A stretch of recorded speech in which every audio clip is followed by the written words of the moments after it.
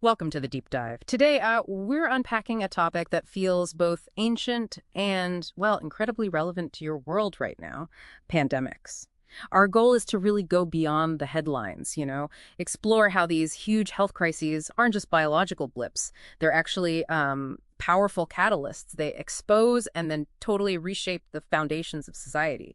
We'll get into their origins, which are sometimes surprising, how they've hit different civilizations differently, and also the incredible innovations they've forced. Exactly. It's really striking how these events consistently act like mirrors. They show us our societal structures, warts and all, and then often change them fundamentally. You see it right from ancient plagues up to, well, COVID-19. Okay, so pandemics as catalysts. Where do we even start tracing that initial spark? Is there like a common thread in how they actually begin across all that time?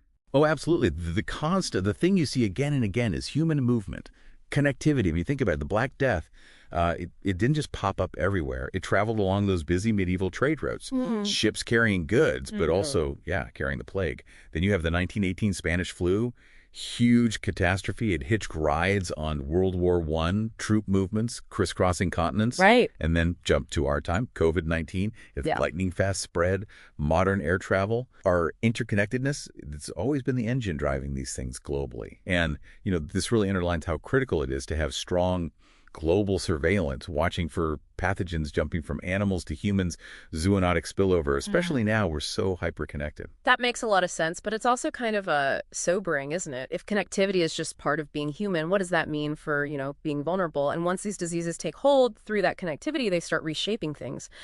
What I find really fascinating, though, is how the economic fallout can be so different depending on the era. This next point really flips expectations. It really does. You probably assume, right, that a massive plague just means long-term economic disaster, purely negative. But take the Black Death again. Killed, maybe 30 to 60% of Europe's population? A staggering number. Unbelievable, yeah.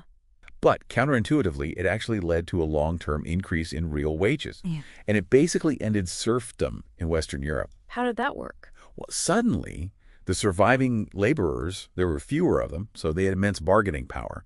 Real wages, adjusted for inflation, sometimes doubled, even tripled in the following decades. Land, which used to be the main source of wealth, became relatively cheap and abundant. But labor was scarce, valuable, gold, really.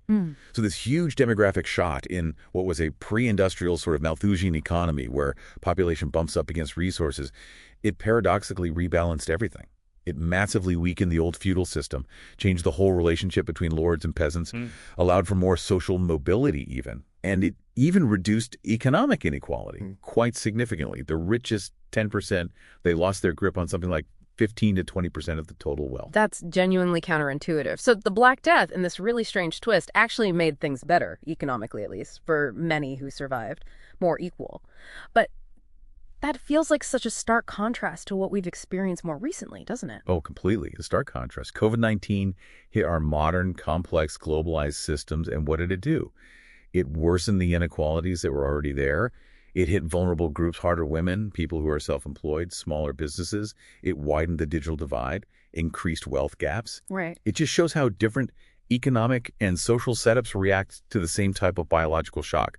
Often they just amplify the existing cracks in the system.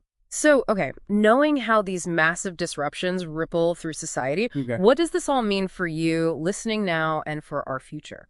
One thing that seems consistent is this incredible drive for innovation that comes out of crisis, both institutional and technological. Precisely. Yeah, every major pandemic seems to have spurred really significant advancements. You can draw a clear line from, say, those early medieval quarantines, pretty basic attempts to isolate the sick, right up to the 1918 Spanish flu.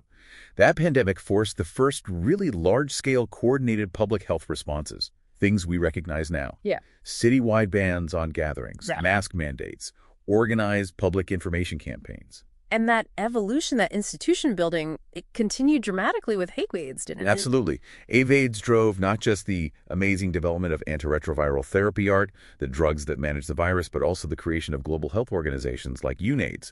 And crucially, it really established the principle of involving patients themselves in making policy. That was huge. Yeah.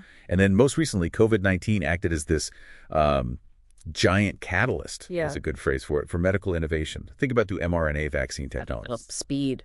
incredible speed and success. And now that technology opens doors for all sorts of new applications. People are talking about HIV vaccines again, even cancer treatments. It just shows how adaptable humans can be under pressure. So it seems clear that pandemics, as devastating as they are, they're also these crucibles, right? Forcing profound societal change, showing us where we're fragile, and making us adapt and innovate in ways we might not have otherwise. They're not just about biology. They accelerate social and economic shifts. Yeah, and I think if there's one really important lesson for you to take away from all this, it's probably this: real pandemic preparedness. It isn't just about having the best medicine or the fastest vaccines, although those are vital, of course. It's about looking deeper. It's about tackling those fundamental social, economic, political inequalities and vulnerabilities before the next crisis hits. Because ultimately, those are the underlying weaknesses that pandemics expose so brutally. That's definitely something powerful to consider as you go about your day.